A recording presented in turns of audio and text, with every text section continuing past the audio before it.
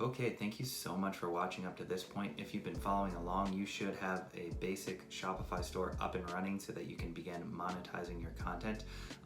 I did all of this in 2 days in a total of about maybe 5 hours. So what I'm gonna do now is I'm just gonna try to grow my Shopify store, and I am going to actually keep this playlist up to date. I'm not sure exactly when the next video will be, but I will post videos as I learn things, as I find new Shopify plugins or apps. So if you could please subscribe to this channel. If you haven't started your Shopify store yet, I'm not sure what you're waiting for, please use the link in the description. It helps me out. I appreciate you guys watching thus far, and I hope your store is set up. I hope it's already bringing in sales and it only continues to grow. So, the whole world is ahead of you, and this is great.